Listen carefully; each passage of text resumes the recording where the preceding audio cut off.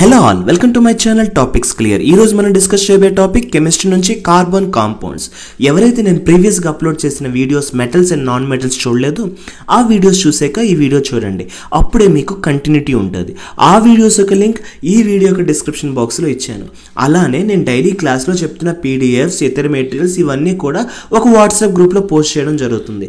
అవి మీరు యాక్సెస్ చేయాలనుకుంటే ఈ వీడియో యొక్క డిస్క్రిప్షన్ బాక్స్లో ఆ వాట్సాప్ గ్రూప్ లింక్ ఉంటుంది, అది క్లిక్ చేసి మీరు జాయిన్ అవ్వచ్చు. నా క్లాసెస్ మీకు నచ్చుతుందని అనుకుంటున్నాను.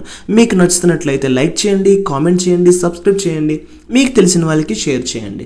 నేను పెడుతున్న ఈ ఎఫర్ట్స్ ఎక్కువ మందికి రీచ్ అయ్యేలా చూడండి. Without wasting much time, let's start the topic. ఇప్పుడు మనం కార్బన్ కోసం తెలుసుకుందాం. కార్బన్ ఒక సింబల్ C, అటామిక్ నెంబర్ 6. దీని యొక్క అబండెన్స్ అంటే దీని యొక్క అవైలబిలిటీ ఎక్కడ ఎక్కువగా ఉంటుంది.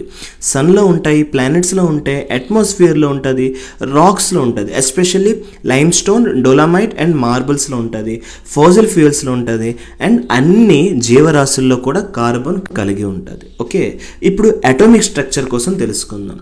ఇప్పుడు మీరు అబ్జర్వ్ చేస్తే ఇదొక ఆర్బిట్ అండ్ ఇదొక ఆర్బిట్. ఓకే, సో మధ్యలో మనకి న్యూక్లియస్ ఉంటుంది.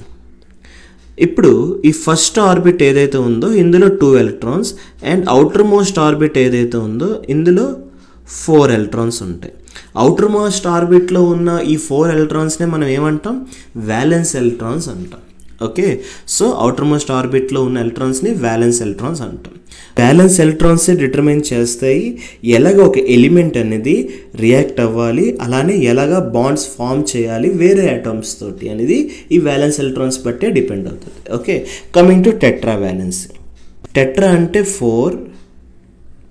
ఓకే, మరి వ్యాలెన్సీ అంటే combining capacity of an atom. దీని యొక్క కంబైనింగ్ కెపాసిటీ ఎంత ఉంది?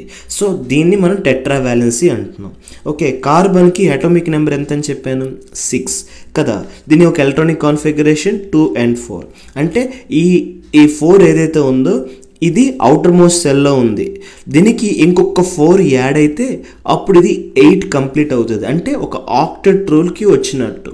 ఇలా ఆక్టెట్ రూల్కి ఒక ఎలిమెంట్ అనేది వస్తే, ఎలిమెంట్ అనేది ఆక్టెట్ రూల్ ఫాలో అయితే అప్పుడు అది స్టేబుల్ అవుతుంది. Okay, just like a noble gases. So కార్బన్కి 4 వ్యాలెన్సీ ఎలక్ట్రాన్స్ ఉన్నాయి. సో ఇప్పుడు ఏం చేస్తుంది అంటే వేరే అటామ్స్ తోటి షేరింగ్ ఆఫ్ ఎలక్ట్రాన్స్ చేసుకుంటుంది. అలా చేయడం వల్ల 4 కోవలెంట్ బాండ్స్ ఫామ్ అవుతాయి. అలా ఫామ్ అవడం వల్ల ఆక్టెట్ రూల్ ఫుల్ఫిల్ అవుతుంది. ఆక్టెట్ రూల్ ఫుల్ఫిల్ అయితే అప్పుడు అది స్టేబుల్ అవుతుంది. ఓకే, సో ఇదండి concept. Coming to bonding. So carbon అనేది చాలా ఎలిమెంట్స్తో బాండింగ్ అవుతూ ఉంటుంది, like hydrogen, nitrogen, oxygen, sulphur and halogens. So ఈ కార్బన్ అనేది హైడ్రోజన్తో బాండింగ్ అయితే దాన్నే మనం హైడ్రోకార్బన్స్ అంటాం. సో మీరు ఆల్రెడీ చదివే ఉంటారు హైడ్రోకార్బన్ చైన్స్. ఎక్కడ? పెట్రోల్, డీజిల్లో హైడ్రోకార్బన్ చైన్స్ ఉంటాయి మనకి. ఓకే, నథింగ్ బట్ దీని యొక్క బాండింగ్ అది. క్లియర్? నెక్స్ట్ ఇప్పుడు మనం కెటెన్షన్ ప్రాపర్టీ కోసం తెలుసుకుందాం. ఓకే, సో కెటెన్షన్ ప్రాపర్టీ అంటే ఏంటి అంటే ఈ ప్రాపర్టీ అనేది ఒక్క కార్బన్కనే కాదు, సల్ఫర్కి, సిలికాన్కి, ఫాస్ఫరస్కి అన్నిటికీ ఉంటుంది. కానీ సల్ఫర్లో కొంచెం దీని యొక్క ఎఫెక్ట్ అనేది ఎక్కువగా ఉంటుంది. చూడండి, the ability of an element to form bonds with other atoms of the same element creating chains or rings. Okay, so ఏం చెప్తుంది అంటే ఒక గుణం, ఎలాంటి గుణం? వేరే అటమ్స్ తోటి బాండ్ చేసుకునే అంత గుణం, కానీ సేమ్ ఎలిమెంట్ అయి ఉండాలి. లైక్ కార్బన్ ఉంది, ఈ కార్బన్ వేరే కార్బన్తో ఒక చైన్, తర్వాత ఇంకొక చైన్, ఇలా ఇంకొక, అలాగలాగా ఒక చైన్ ఫామ్ చేసుకుంటే దీన్నే మనం కెటెన్షన్ ప్రాపర్టీ అంటాం. Okay, carbons have a ability to form strong covalent bonds and different bonding patterns like single, double and triple bonds. So కార్బన్స్కి స్ట్రాంగ్ కోవలెంట్ బాండ్స్ చేసేంత ఎబిలిటీ ఉంది, అలానే డిఫరెంట్ బాండింగ్ ప్యాటర్న్స్ కూడా చేయగలదు. లైక్ చూడండి, ఇది single, ఇది డబుల్, ఇది ట్రిపుల్. ఓకే, అలాగా బాండింగ్ అనేది చేసుకుంటుంది. Okay, this is catenation property. So ఇక్కడ మీరు అర్థం చేసుకోవాల్సింది ఏంటి అంటే, సో కెటెన్షన్ ప్రాపర్టీలో బోత్ సేమ్ ఎలిమెంట్ అయ్యే ఉండాలి. ఓకే, అలా కాకుండా డిఫరెంట్ ఎలిమెంట్ అయితే అప్పుడు అది కెటెన్షన్ అవ్వదండి, జస్ట్ ఒక కోవలెంట్ బాండ్ అవుతుంది. క్లియర్? ఓకే, సో కెటెన్షన్ ప్రాపర్టీలో రెండు సిమిలర్ ఎలిమెంట్స్ అయి ఉండాలి, అప్పుడే కెటెన్షన్ అంటారు. లేకపోతే జస్ట్ లైక్ ఏ బాండ్ అంటారు, just like a normal sharing of electrons covalent bond అని అంటారు. Clear? Carbons have strong catenation. ఎందుకు కార్బన్స్కి స్ట్రాంగ్ కెటెన్షన్ ఉంటుంది? ఓకే, దీనికి స్ట్రాంగ్ సీసీ బాండ్ స్ట్రెంత్ ఉండడం వల్ల, టెట్రా వ్యాలెన్సీ ఉండడం వల్ల, స్మాల్ అటామిక్ సైజ్ అయి ఉండడం వల్ల, అలానే మల్టిపుల్ బాండింగ్ ఉండడం వల్ల దీని ఒక catenation property compare to sulphur, silicon, phosphorus దీనికి ఎక్కువగా ఉంటుంది. మనం టైప్స్ ఆఫ్ స్ట్రక్చర్స్ చూద్దాం. స్ట్రైట్ చైన్స్ చూసారా, ఇదంతా స్ట్రైట్ చైన్.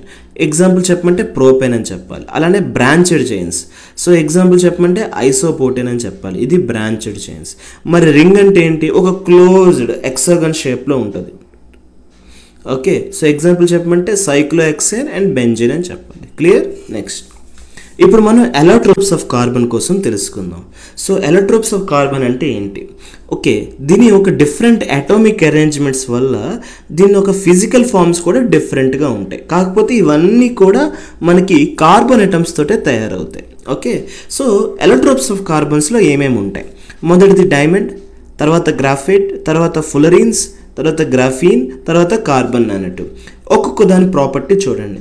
డైమండ్ అనేది హార్డెస్ట్, నేచురల్గా దొరుకుతుంది, transparent in nature, poor conductor, jewelleries and cutting టూల్స్లో వాడతారు. అండ్ కమింగ్ టు గ్రాఫైట్, ఇది సాఫ్ట్గా ఉంటుంది, స్లిప్పరీగా ఉంటుంది, గుడ్ కండక్టర్ ఉంటుంది, పెన్సిల్స్, లెడ్స్లో వాడతారు, లూబ్రికెంట్స్, ఎలక్ట్రోడ్స్లో కూడా యూజ్ చేస్తారు. కమింగ్ టు ఫులరీన్స్కి వచ్చేసరికి హాలో స్పియర్స్ ట్యూబ్ స్ట్రక్చర్లో ఉంటుంది, నానో టెక్నాలజీ అండ్ మెడిసిన్స్లో వాడతారు. అండ్ నౌ గ్రాఫీన్ అనేది single layer of carbon items, very స్ట్రాంగ్గా ఉంటుంది, కండక్టివ్గా ఉంటుంది, ఎలక్ట్రానిక్స్ అండ్ కాంపోజిట్స్లో వాడతారు. అండ్ కార్బన్ నానోట్యూబ్స్, ఇది ట్యూబ్ షేప్డ్లో ఉంటుంది, ఇది కూడా గ్రాఫీనే but very strong and conductive, used in nano technology. So ఇవన్నీ కూడా ఎలోట్రోప్స్ ఆఫ్ కార్బన్ అండి. ఇక్కడ మీరు చూస్తే ఇది డైమండ్, ఇది గ్రాఫైట్, ఇది ఫులరీన్. ఫంక్షనల్ గ్రూప్స్ కోసం చదువుదాం. ఓన్లీ ఆక్సిజన్ కంటైనింగ్, మనకి సిలబస్లో పర్టికులర్గా మెన్షన్ చేశారు ఓన్లీ ఆక్సిజన్ అనేసి. ఓకే, ఇక్కడ మీరు అబ్జర్వ్ చేస్తే ఇవన్నీ కూడా ఫంక్షనల్ గ్రూప్స్, దాని యొక్క ఫార్ములా, అలానే examples and name of the example. Okay, ఇందులోనే మీకు ప్రైమరీ సఫిక్స్, సెకండరీ సఫిక్స్ కూడా అర్థమవుతుంది. IUPAC నోమెన్క్లేచర్ ప్రకారం అసలు సెకండరీ సఫిక్స్ అంటే ఏంటి, ప్రైమరీ సఫిక్స్ అంటే ఏంటి, అసలు ఇది ఎలా మనం యూటిలైజ్ చేస్తామో చూద్దాం. ఓకే, ఇక్కడ నేను ఒక ఎగ్జాంపుల్ తీసుకుంటున్నాను, ఎథనాల్. ఓకే, సో నేను ఇక్కడ ETH తీసుకున్నాను. ఓకే, ETH తీసుకొని ఇప్పుడు నేను ఈ ETH అనేది 2 carbon items. Okay, 2 carbon items. Ethane అంటే 2 కార్బన్ ఐటమ్స్, ప్రోపేన్ అంటే 3 కార్బన్ ఐటమ్స్, బూటేన్ అంటే 4 కార్బన్ ఐటమ్స్. ఓకే, సో ఇక్కడ నేను 2 కార్బన్ తీసుకున్నాను. పక్కన ఏదైతే పార్ట్ యాడ్ చేస్తున్నానో అదే ప్రైమరీ సఫిక్స్. సో సపోజ్ నేను AN అని యాడ్ చేస్తే అది సింగిల్ బాండ్ అని అర్థం. అలా కాకుండా నేను ENE యాడ్ చేస్తే ఇది డబుల్ బాండ్ అని అర్థం. అలా కాకుండా నేను YNE యాడ్ చేస్తే ఇది ట్రిపుల్ బాండ్ అని అర్థం. ఓకే, సో అలాగా నేను ఇథేన్ అంటున్నానా, ఇథీన్ అంటున్నానా, ఎథైన్ అంటున్నానా, అది సింగిల్ బాండా, డబుల్ బాండా, ట్రిపుల్ బాండా ఫిక్స్ చేస్తుంది. ఓకే, సో ఈ 2 కార్బన్ ఐటమ్స్ తాలూకా చైన్ లింకేజ్ డబుల్ బాండా, ట్రిపుల్ బాండా, సింగిల్ బాండ్ అనేది ఈ పార్ట్ డిసైడ్ చేస్తుంది. ఓకే, ఈ పార్ట్ని నేను ప్రైమరీ సఫిక్స్ అంటున్నాను, primary suffix. Okay, and coming to secondary suffix. Secondary suffix అంటే ఏంటి? వన్స్ నాకు బాండింగ్ తెలిసిపోయాక ఈ సెకండరీ సఫిక్స్ ఏం చేస్తుంది అంటే ఇది ఏ ఫంక్షనల్ గ్రూప్లోకి వస్తుందో చెప్తుంది. లైక్ నేను ఇప్పుడు OLతో ఎండ్ చేశాను అనుకోండి, దాని అర్థం ఇది ఆల్కహాల్ గ్రూప్లోకి వస్తున్నట్టు. అప్పుడు ఇదేమవుతుంది? ఎథనాల్ అవుతుంది. అలా కాకుండా నేను ALతో ఎండ్ చేస్తున్నాను అనుకోండి, అప్పుడు ఇది ఆల్డైడ్ గ్రూప్లోకి వస్తుంది. అలా కాకుండా నేను దీన్ని ONEతో ఎండ్ చేస్తున్నాను అనుకోండి, అప్పుడు ఇది కెటాన్ గ్రూప్లోకి వెళ్తుంది. అలా కాకుండా నేను దీన్ని OIC యాసిడ్స్తో నేను పార్ట్ చేశాను అనుకోండి, అప్పుడు ఇది ఎథానిక్ యాసిడ్ అవుతుంది, నథింగ్ బట్ ఎసిటిక్ యాసిడ్. అలా కాకుండా నేను దీన్ని OATతో ఎండ్ చేశాను అనుకోండి, అప్పుడు ఇది ఈస్టర్ గ్రూప్లోకి వెళ్తుంది. క్లియర్? సో ఇక్కడ మీకు ఏమర్థమైంది? ఇవన్నీ కూడా మనకి దీన్ని బట్టే మనం చెప్పొచ్చు, ఈ కాంపౌండ్ ఒక లాస్ట్ పార్ట్ బట్టి మనం చెప్పొచ్చు ఇది ఏ టైప్ ఆఫ్ ఫంక్షనల్ గ్రూప్కి చెందింది అనేది. సో దీన్ని మనం సెకండరీ సఫిక్స్తో చెప్తాం. Okay, secondary suffix. సో ఇది ప్రైమరీ సఫిక్స్, ఇది సెకండరీ సఫిక్స్. మీరు ఓవరాల్గా ఈ టేబుల్ని చూసుకోవాలి. సో చూడగానే మనం అర్థం చేసుకోవాలి ఇది ఏ type of functional groups and అలానే ఏ టైప్ ఆఫ్ బాండింగ్ ఉంది. సో ఆల్కహాల్ గ్రూప్ ఎగ్జాంపుల్ చెప్పమంటే ఎథనాల్, ఆల్డైడ్ ఎగ్జాంపుల్ చెప్పమంటే ఎథనాల్, కీటోన్ ఎగ్జాంపుల్ చెప్పమంటే ప్రొపెనైన్, కార్బోఎక్సిలిక్ యాసిడ్ ఎగ్జాంపుల్ చెప్పమంటే ఎథోనిక్ యాసిడ్, నథింగ్ బట్ దీన్నే మనం ఎసిటిక్ యాసిడ్ అని అంటాం. ఓకే, అండ్ ఈస్టర్ ఎగ్జాంపుల్ చెప్పమంటే ఎథైల్ ఎథనోయిట్, ఈథర్ ఎగ్జాంపుల్. ఇది ఓవరాల్గా ఫంక్షనల్ గ్రూప్స్ కోసం. ఇప్పుడు మనం ఆల్కహాల్ కోసం తెలుసుకుందాం. Alcohols are the organic compounds containing hydroxyl functional group. ఇప్పుడే మీకు చెప్పాను ఏ ఆర్గానిక్ కాంపౌండ్స్కి అయితే OH ఫంక్షనల్ గ్రూప్ ఉంటుందో అదన్నీ కూడా ఆల్కహాల్స్. సో ఎగ్జాంపుల్స్ చెప్పమంటే మెథనాల్, ఎథనాల్, ప్రొపెనాల్, అలానే ప్రొపెంట్రియాల్, దీన్నే గ్లిసరిన్ అంటున్నాం. ఓకే, ఇవన్నీ దీని యొక్క ఎగ్జాంపుల్స్, ఆల్కహాలిక్ ఎగ్జాంపుల్స్ అండ్ దాని యొక్క formulas. And coming to alcohols are soluble in water because they can form hydrogen bonds with water molecules. Alcohols అనేది వాటర్లో సాల్యుబుల్ అవుతుంది ఎందుకంటే అది హైడ్రోజన్ బాండ్స్ క్రియేట్ చేస్తుంది విత్ వాటర్ మాలిక్యూల్స్. అండ్ ఇప్పుడు methanol, ethanol తాలూకా ప్రిపరేషన్ ఎలా ఉందో చూద్దాం. ఓకే, చూడండి, మెథనాల్ని మనం వుడ్ ఆల్కహాల్ అంటాం లేదా వుడ్ స్పిరిట్ అని అంటాం.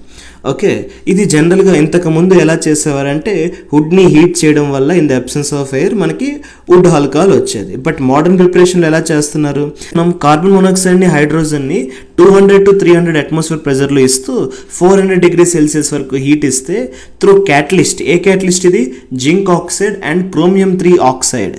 సో దీని నుంచి మనం పాస్ చేస్తే అప్పుడు మనకి ఫైనల్ అవుట్పుట్ వస్తుంది, అదే CH3OH, nothing but methanol. Okay, ఇది ఎక్కడెక్కడ యూజ్ చేస్తారంటే ఇది ఎసిటిక్ యాసిడ్ మ్యానుఫ్యాక్చరింగ్లో యూజ్ చేస్తారు, లేదా అదెసివ్స్లో యూజ్ చేస్తారు, ఫైబర్స్లో యూజ్ చేస్తారు, ప్లాస్టిక్స్లో యూజ్ చేస్తారు.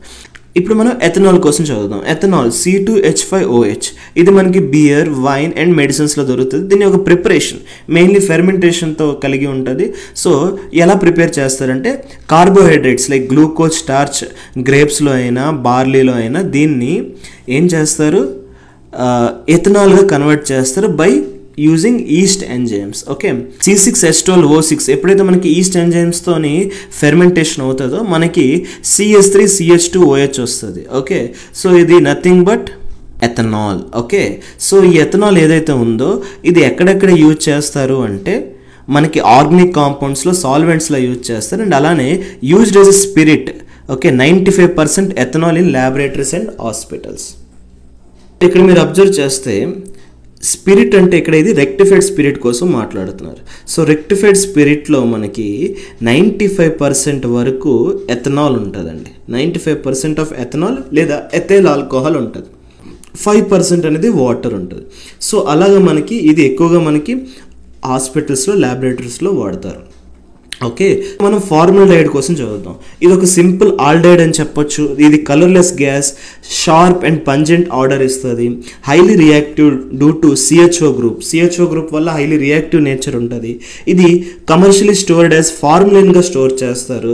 సో మనకి ఫార్మలిన్ అంటే nothing but it is aqueous solution of formaldehyde అండి. ఓకే, ఫార్మల్డైడ్ ఒక ఎక్వస్ సొల్యూషన్. ఇందులో మనం ఏం చేస్తున్నాం అంటే 40% సొల్యూషన్ యాడ్ చేస్తున్నాం, దీంతోపాటు మెథనాల్ యాడ్ చేస్తున్నాం. ఇలా చేయడం వల్ల మనకి పాలిమరైజేషన్ రియాక్షన్ అవ్వదు. పాలిమరైజేషన్ రియాక్షన్ అంటే ఏంటి, చైన్ రియాక్షన్ అవ్వకుండా ఆపుతుంది. సో ఫార్మల్డైడ్ ఒక ఎక్వస్ సొల్యూషనే ఫార్మలిన్. ఫార్మలిన్లో మనకి 10 to 15% ఆఫ్ మెథనాల్ యాడ్ చేస్తాం టు ప్రివెంట్ పాలిమరైజేషన్ అని చెప్పాలి. ఓకే, నెక్స్ట్ ఇప్పుడు ప్రిపరేషన్ మెథడ్ ఎలా ప్రిపేర్ చేస్తారు. మెథనాల్తో ప్రిపేర్ చేస్తే మనం మెథనాల్ తీసుకుంటున్నాం, దాన్ని మనం ఆఫ్ O2తో రియాక్ట్ చేస్తున్నాం under catalyst silver or copper with in a temperature 300 to 400 degrees Celsius ఇస్తే అప్పుడు మనకి ఈ ఫార్మల్డైడ్ అనేది వస్తుంది. Okay, this formaldehyde gas is observed in water to form formalin. Okay, అదే మీథేన్ నుంచి మనం ఎక్స్ట్రాక్ట్ చేద్దాం అనుకుంటే మీథేన్ ఆక్సిజన్తో రియాక్ట్ చేయడం వల్ల with in a temperature of 400 to 500 degrees Celsius MOO3 Fe2O3 metal oxide converters నుంచి మనం పంపిస్తే పాస్ చేస్తే మనకి ఫార్మల్డైడ్ వస్తుంది. ఓకే, దిస్ యూజ్డ్ వెన్ మనకి ఎక్కువగా మీథేన్ ఎక్కువగా అవైలబుల్గా ఉంటే ఈ ప్రిపరేషన్ మెథడ్ యూజ్ చేస్తాం, లేకపోతే ఎక్కువగా వాడేది ఇండస్ట్రియల్ మెథడ్ అయితే ఇదే. క్లియర్? నెక్స్ట్ దీని యొక్క ప్రాపర్టీస్ ఏంటి. ఓకే, ఫార్మల్డైడ్ ఒక ప్రాపర్టీస్ ఏంటి, ఇది ఒక కలర్లెస్, స్ట్రాంగ్, పంజెంట్ ఆర్డర్ ఇస్తుంది, boiling point -19 degrees Celsius, highly soluble in water. So soluble in water అవడం వల్ల మనం ఫార్మలిన్లా తయారు చేయగలుగుతున్నాం. Easily polymerises to form paraformaldehyde white solid. Okay, polymerisation ఈజీగా అయిపోతుంది పారాఫార్మల్డైడ్గా. And toxic and irritant to skin, eyes and respiratory tract. Okay, so ఇది చాలా పాయిజనస్ అండి. అలానే ఇరిటేషన్ కూడా స్కిన్కి, ఐస్కి అండ్ రెస్పిరేటరీ ట్రాక్ట్కి. ఇన్ కేస్ ఇది ఆక్సిడేషన్ అయితే ఫార్మిక్ యాసిడ్లా మారుతుంది. అలానే పాలిమరైజేషన్లోకి వెళ్తే పారాఫార్మల్డైడ్లోకి వెళ్తుంది, అదే ట్రయాక్సిన్, ఇప్పుడే చెప్పాను మీకు. అలానే కండెన్సేషన్ రియాక్షన్లో ఇది ఫెనాల్తోని యూరియాతోటి సింథటిక్ రెజిన్స్లా ఫామ్ చేస్తుంది, లైక్ బ్యాక్లైట్ లాగా. అండ్ డిస్ఇన్ఫెక్టెంట్ యాక్షన్లా కూడా పనిచేస్తుంది. It kills bacteria and fungi, ప్రిజర్వేటివ్గా కూడా యూజ్ అవుతుంది. క్లియర్? నెక్స్ట్ దీని యొక్క యూజెస్. ఓకే, యూజ్ యాజ్ ఇప్పుడు దీని యొక్క యూజెస్ చూద్దాం. As formalin for preserving biological specimens. So biological specimens అంటే ఏంటి? ఒకప్పుడు లైఫ్ ఉన్నప్పుడు దాని శాంపిల్స్ కలెక్ట్ చేస్తాం కదా, దాన్ని బయోలాజికల్ స్పెసిమెన్స్ అంటారు. దాన్ని మనం ప్రిజర్వ్ చేయాలి అంటే ఫార్ములిన్ అనేది యూజ్ చేసుకుంటాం. అలానే డిస్ఇన్ఫెక్టెంట్ అండ్ జెర్మిసైడ్లో యూజ్ చేస్తుంది. రెజిన్స్ మ్యానుఫ్యాక్చర్లో యూజ్ అవుతుంది. Okay, for plastics and adhesives, used in textile and paper industries for water proofing and wrinkle resistance. And materials making in dyes, explosives and other organic కెమికల్స్లో కూడా ఇది use అవుతుంది. Okay, next ఇప్పుడు మనం acetone కోసం తెలుసుకుందాం. ఇది ఒక సింప్లెస్ట్ కెటాన్. ఇది colourless liquid with a sweet smell ఉంటుంది, highly volatile and flammable. Okay, so ఈజీగా ఎవాపరేట్ అయిపోతుంది అండ్ దీనికి మండే గుణం కూడా ఉంటుంది. అలానే miscible with water and most organic solvents. ఇది ఈజీగా వాటర్తోని మరియు ఆర్గానిక్ సాల్వెంట్స్తో మిక్స్ అయిపోతుంది. Acetone is used as a solvent and is used in nail polish removers. Okay, మనకి జనరల్గా నెయిల్ పాలిష్ రిమూవర్స్లో వాడే కెమికల్ ఏది అంటే అప్పుడు మీరు చెప్పాలి ఎసిటోన్ అని. ఓకే, నెక్స్ట్ దీని యొక్క ప్రిపరేషన్ మెథడ్స్ ఎలా ఉంటుందో చూద్దాం. యాక్చువల్లీ ఇందులో మనం ఏం చేస్తున్నాం, కామన్ ఇండస్ట్రియల్ మెథడ్ ఐసోప్రోపైల్ ఆల్కహాల్ని మనం ఆక్సిడైజేషన్ లేదా డీహైడ్రోజనేషన్ చేసి దీని నుంచి ఐసోటోన్ని బయటికి తీస్తున్నాం. సో చూడండి, దీన్ని మనం copper catalyst under 300 degrees Celsius ద్వారా వేస్తే అప్పుడు మనకి అసిటోన్ వస్తుంది. ఓకే, నెక్స్ట్ అసిటోన్ ఒక ప్రాపర్టీస్ ఏంటి? ఇది ఒక colourless volatile liquid, sweet smell ఉంటుంది, బాయిలింగ్ పాయింట్ వచ్చేసరికి 56 degrees Celsius, మెల్టింగ్ పాయింట్ వచ్చేసరికి -95 degrees Celsius, less dense than water కన్నా చాలా తేలిక, కంప్లీట్లీ మిసిబుల్ ఇన్ వాటర్తో ఈజీగా కలిసిపోతుంది. అలానే organic solvents like alcohol, Heather, benzene అన్నిటితో కలిసిపోతుంది. ఈజీగా ఇది మంట అంటుకుంటుంది. అలానే కంబషన్ వచ్చేసరికి సో ఇది మండినప్పుడు మనకి ఏమొస్తుంది అంటే కార్బన్ డైఆక్సైడ్ అలానే వాటర్ వస్తుంది. కమింగ్ టు ఆక్సిడేషన్, ఇది ఆక్సిడేషన్ అయితే మనకి ఎసిటిక్ యాసిడ్, ఫార్మిక్ యాసిడ్ ఇస్తుంది. అదే రిడక్షన్ అయితే మనకి ఐసోప్రోపైల్ ఆల్కహాల్ ఇస్తుంది. గుర్తుపెట్టుకోండి, ఎసిటోన్ రిడక్షన్ అయితే ఐసోప్రోపైల్ ఆల్కహాల్ వస్తుంది, ఎసిటోన్ ఆక్సిడేషన్ అయితే మనకి ఎసిటిక్ యాసిడ్, ఫార్మిక్ యాసిడ్ వస్తుంది. క్లియర్? నెక్స్ట్ దీని యొక్క యూజెస్ ఏంటి? మెయిన్లీ సాల్వెంట్స్లో యూజ్ చేస్తారు, like paints, varnishes, plastics and synthetic fibres. Main use అయితే నెయిల్ పాలిష్ రిమూవర్ అండ్ కాస్మెటిక్స్లో క్లీనింగ్ ఏజెంట్లా పనిచేస్తుంది. ప్లాస్టిక్స్ అండ్ పాలిమర్స్ మ్యానుఫ్యాక్చరింగ్లో యూజ్ అవుతుంది. ఫార్మస్యూటికల్ ఇండస్ట్రీస్లో యూజ్ అవుతుంది. ఓకే, ల్యాబొరేటరీ రేజెంట్ లాగా పనిచేస్తుంది. And cleaning and degreasing metal surface ఇండస్ట్రీలో కూడా వర్క్ అవుతుంది. ఇవన్నీ ఎసిటోన్ యొక్క యూజెస్. ఇప్పుడు మనం ఎసిటిక్ యాసిడ్ కోసం తెలుసుకుందాం. Acetic acid is a colourless liquid with a sharp pungent odour and sour taste. ఇందాక మనకి ఎసిటోన్ అనేది స్వీట్ టేస్ట్ అని చెప్పాను, ఇప్పుడు ఎసిటిక్ యాసిడ్ అనేది సోర్ టేస్ట్ అని చెప్తున్నాను. మెల్టింగ్ పాయింట్ వచ్చేసరికి 16.6 degrees Celsius, బాయిలింగ్ పాయింట్ వచ్చేసరికి 118 degrees Celsius, completely miscible with water, alcohol and ether. డెన్సిటీకి వచ్చేసరికి 1.05 g/cm³ ఉంటుంది. ఇది weak electrolyte in water. Okay, వాటర్తో ఒక వీక్ ఎలక్ట్రోలైట్ అవుతుంది, అంటే పార్షియలీ మాత్రమే అయోనైజేషన్ జరుగుతుంది. Reacts with active metals, alkali, salt, water and carbon dioxide gas ఇవన్నిటితో కూడా రియాక్ట్ అవుతుంది. ఈస్టరిఫికేషన్ అంటే ఏంటి అంటే with alcohols in presence of concentrated H2SO4తో రియాక్ట్ అయితే మనకి ఈస్టర్స్ ప్రొడ్యూస్ అవుతాయి. Okay, next oxidation. So strong oxidising ఏజెంట్లా పనిచేస్తుంది. అలానే రిడక్షన్, ఇది ఎథనాల్గా కన్వర్ట్ అవుతుంది with strong reducing agent. So acetic acid oxidation అయితే మనకి కార్బన్ డైఆక్సైడ్ అండ్ వాటర్గా వస్తుంది. అదే రిడక్షన్ అయితే మనకి ఎథనాల్గా కన్వర్ట్ అవుతుంది. ఓకే, సో దానికంటూ కొన్ని strong oxidising agents and reducing agents రెస్పెక్టివ్గా ఉండాలి. ఓకే, ఎథనాల్ నుంచి ఎలా మనం ప్రొడ్యూస్ చేస్తాం ఎసిటిక్ యాసిడ్ని, బ్యాక్టీరియల్ ఆక్సిడేషన్ వల్ల ఎసిటిక్ యాసిడ్ ఎలా వస్తుంది, లేదా మెథనాల్ నుంచి ఎలా వస్తుందో చూద్దాం. ముందుగా ఎథనాల్ అనేది ఆక్సిడైజేషన్ అవుతుంది విత్ ఎసిడిక్ పొటాషియం డైక్రోమైట్. ఇక్కడ ఏం జరిగింది, మనకి ఎసిటిక్ యాసిడ్ ఉంది అండ్ ఇది ఆక్సిడేషన్ జరిగింది అండర్ క్యాటలిస్ట్ కన్వర్టర్ పొటాషియం డైక్రోమైట్ అలానే సల్ఫ్రిక్ యాసిడ్. దీని నుంచి మనకి అవుట్పుట్ వచ్చింది CH3COH. ఓకే, ఇదే నథింగ్ బట్ మనకి acetic acid. Okay, acetic acid అనొచ్చు లేకపోతే ఎథానిక్ యాసిడ్ అనొచ్చు. నెక్స్ట్ అదే మనం ఏం చేసుకున్నాం, ఆల్కహాల్ తీసుకున్నాం. In the presence of oxygen ఏం జరుగుతుంది, ఎజిటోబాక్టర్. ఓకే, ఎజిటోబాక్టర్ అని ఒక బ్యాక్టీరియా ఉంటుంది. In the temperature of 25 to 30 degrees Celsius oxidation చేస్తుంది. ఆక్సిడేషన్ చేయడం వల్ల మనకి అవుట్పుట్లో మనకి ఎసిటిక్ యాసిడ్ వచ్చింది. ఓకే, అండ్ అలానే మెథనాల్. ఇక్కడ మనం మెథైల్ ఆల్కహాల్ తీసుకున్నాం with carbon monoxide through catalyst, rhodium catalyst అలానే ఇరిడియం క్యాటలిస్ట్.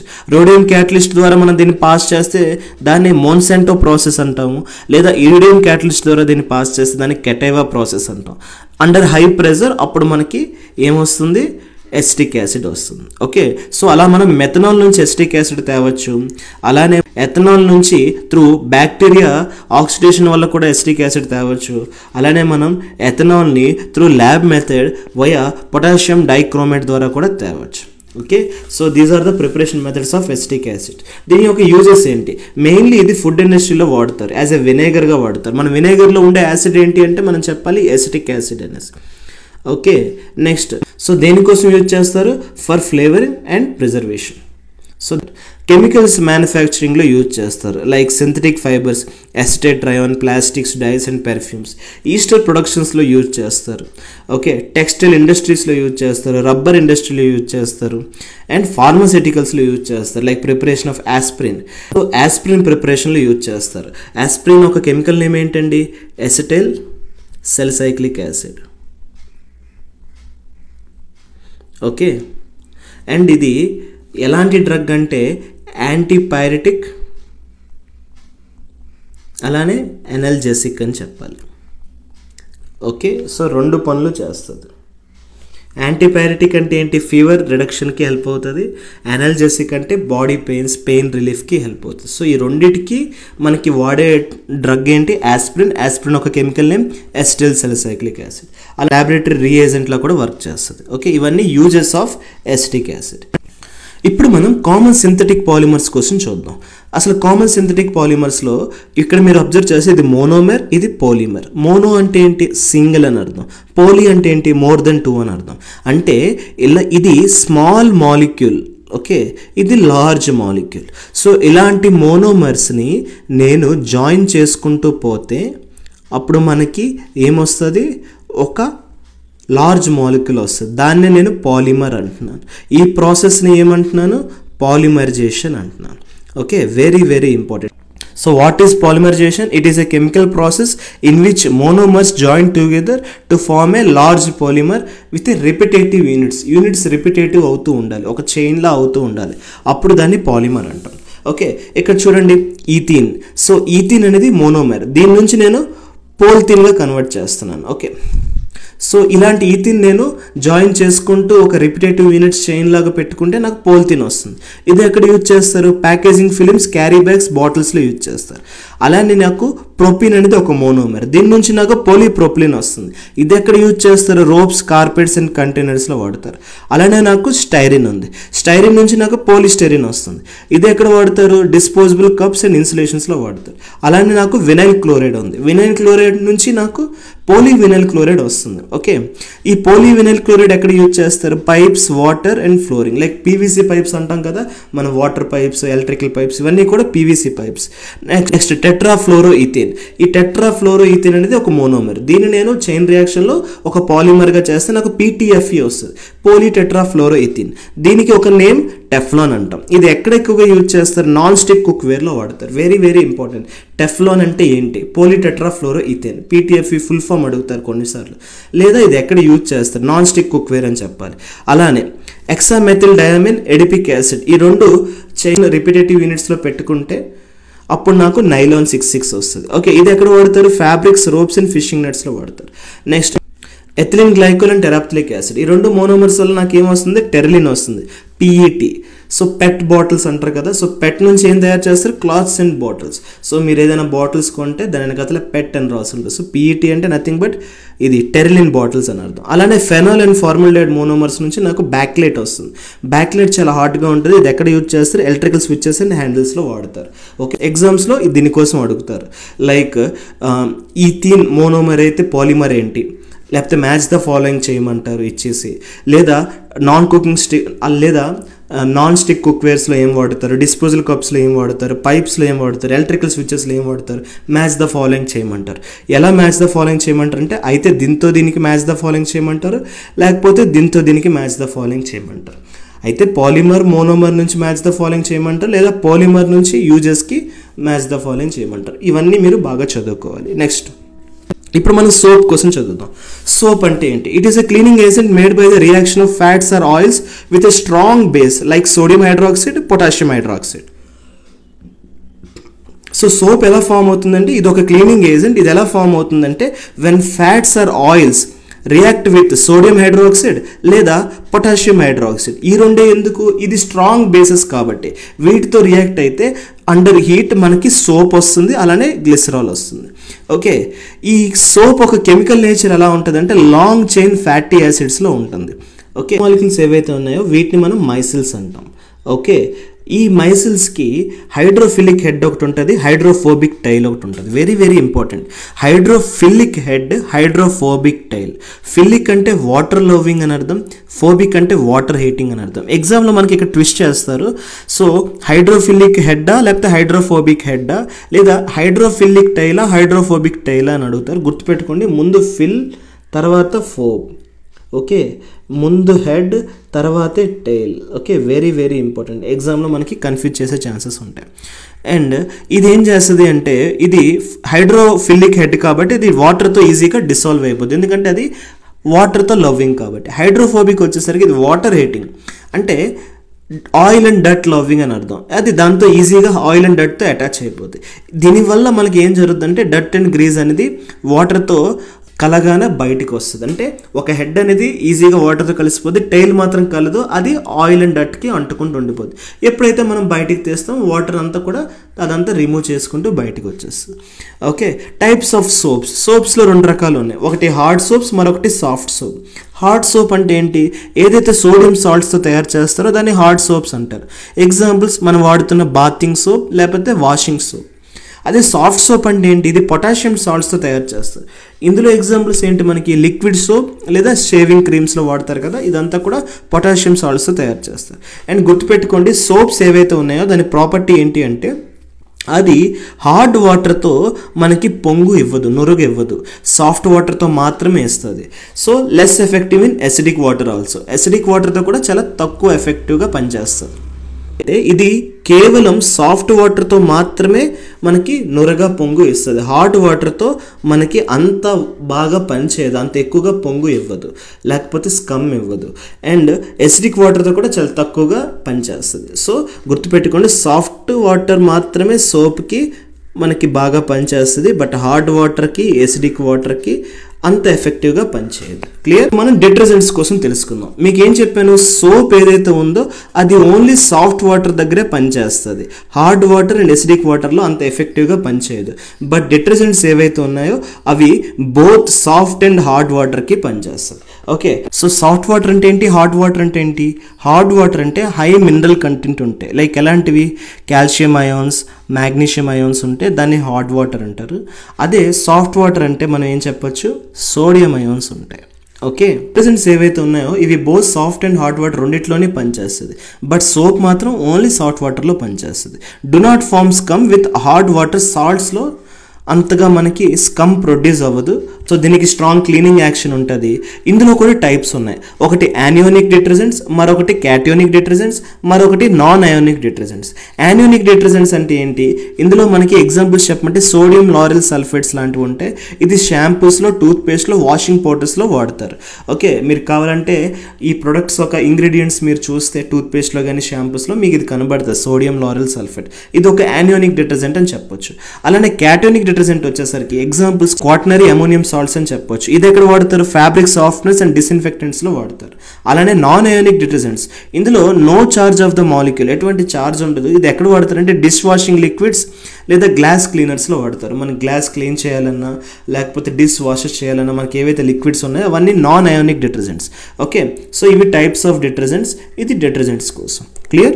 సో ఇదండి ఈరోజు క్లాస్. మీకు ఈ క్లాస్ నచ్చిందని అనుకుంటున్నాను. మీకు ఈ క్లాస్ నచ్చినట్లయితే లైక్ చేయండి, కామెంట్ చేయండి, సబ్స్క్రైబ్ చేయండి, మీకు తెలిసిన వాళ్ళకి షేర్ చేయండి. నేను పెడుతున్న ఈ ఎఫర్ట్స్ ఎక్కువ మందికి రీచ్ అయ్యేలా చూడండి. మళ్ళీ మీ ముందు ఒక కొత్త వీడియోతో వస్తాను. అంతవరకు థ్యాంక్ యూ సో మచ్.